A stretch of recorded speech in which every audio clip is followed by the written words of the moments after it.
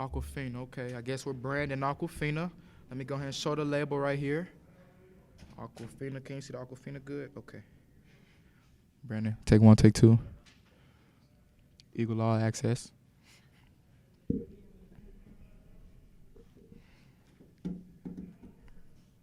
Bryce, exciting game today. Obviously, first ever 4 overtime game in program history. What do you think about that? I'm just happy that we was able to come out with the win. How about the festivities for George Gervin Day? Great crowd in the stands and certainly a lot of energy. Did you guys feel that today? Oh yeah, so we most definitely felt that we had the adrenaline running through us in warm-ups due to the dunks that we was doing in warm-ups. Every time we was to score a basket, we couldn't even hear ourselves think. So the energy in there was great. We got the best fans in the nation. It's obviously, I know that if I ask Coach the same thing that I'll ask you, your answer would be that you'd want to win the game in regulation at the end there. Yeah, for sure. What does it say about your teammates and you that you guys were able to fight through that adversity and continue to claw back and forth when you needed it most and then finish off the game? It just shows how close we are as a group. We stuck together. We made plenty of mistakes, but we never got down on each other. We got even closer, matter of fact, and we locked in and was able to be more tougher than our opponent and got the dub. The score is a little lopsided because of all the OTs, but the defense really locked down For sure. today. 25 forced turnovers. Yep. From the player's perspective, what made the game plan so effective against Florida International? That's a great question. That caught me on the spot.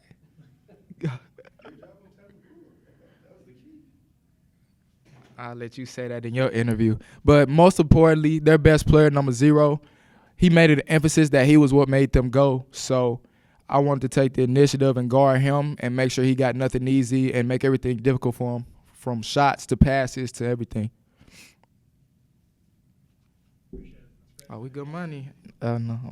Oh, he was talking to you. Good. Okay, thank you. Coach? That was the game right there, Bryce. That's why you're sitting here, because you did a hell of a job. Made some big shots, big plays, but their best player was held in check. How many turnovers he had? I don't know. He fouled out. I know that. He had 8. Yeah, but Noah had 9. We won't talk about that.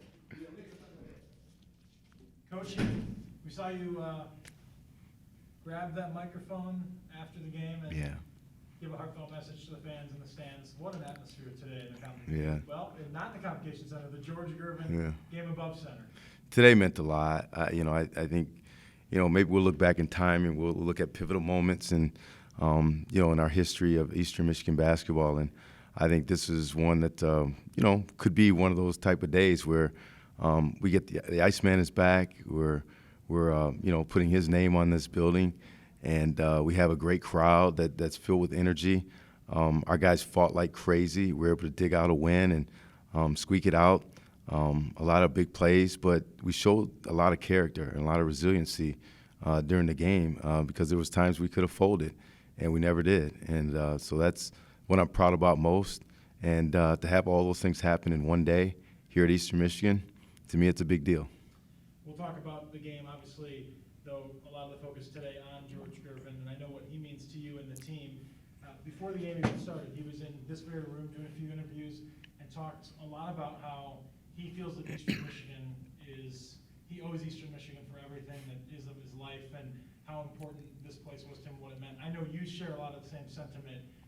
When you hear that he says that and then your players will inevitably get to hear that and have heard that from him, what does that mean for you as a coach, but also when you're recruiting for these players in the locker room, just to have somebody like that who not only had the career they had, but wants to give it all back to Eastern Michigan? Well, I grew up and, Ice was, kind of the era right before me. And so I grew up, he was an icon. He was, somebody I really looked up to. And I can't tell you how many guys, including myself, when Eastern Michigan was knocking on your door to possibly come to school, the Iceman was the guy that's like, oh, Ice went there? Like, okay, hey, that's, a lot of guys made the decision to come to here.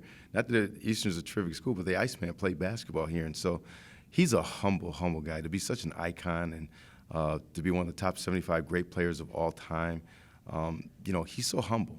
He didn't. We actually had to encourage him to come. He's like, I don't really want a big day in my name. It's like, no, we need you because, you're going to bring a crowd like this and interest into our program. And so, he's got such a great message for our young people. He spent time with our team. We had dinner together, and he talked about his youth, growing up, the disadvantages he had, and how he was able to overcome things.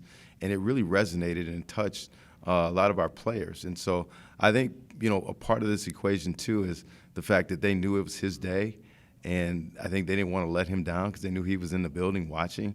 And I think that extra, inner push probably helped us get over the top in this basketball game. Let's hit you with the hard questions right away. This is a team that came in today in FIU. It was 8-1 on the season. They had a chance to match last year's win total today, but you guys were able to pick up a really big win. How big of a win was this for you guys early on in the season? Oh, huge. Obviously they're 8-1. They'd won 7 straight games. They're playing terrific basketball.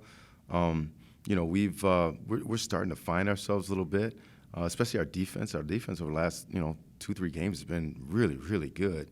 And so that's what I'm proud about. We can hang our hat on that. We still need to clean up some things offensively. But we weren't bad, I didn't think, in the first half. We had some turnovers, and we need to clean that up. But we had some good looks at different times that we just didn't knock down.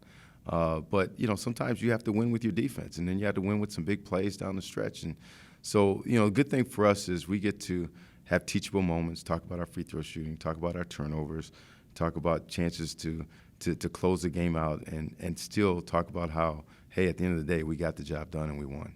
Mojai, on your side of things, almost had his first career double-double, career high in points, rebounds.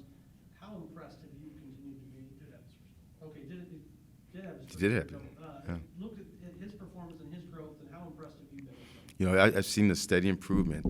That was one of the questions I think I had on radio about who was the guy you think has made the most improvement since day one. And I would say it's Mojai. Now, Mo didn't play in our first game against Indiana. He was hurt at that time. But he went from maybe not even scoring points to all of a sudden his last couple games he might have had 9, and in this game 10. So we're starting to see better improvement.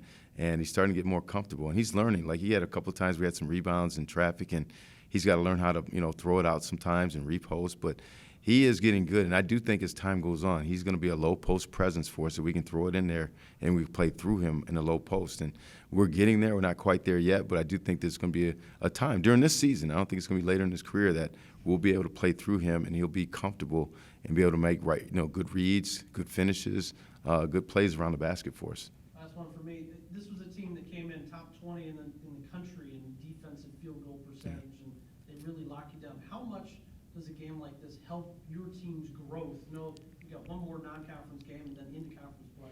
Yeah, this was a good game for us. I mean, they pressure you.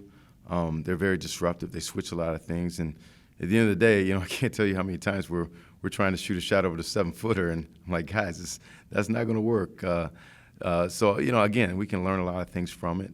But I thought at the end, we were a very smart team. We recognized certain things on the court that were our advantages. And what was that? Well, their best player, Tevin Brewer, had 4 fouls. And at some point in time, I kept telling our guys, look, we just got whoever he's matched up to, either we create a switch or we bring him out, but we need to attack him with space on the floor. And when we did that, I think Noah might have hit the first basket, Monty might have hit the next basket.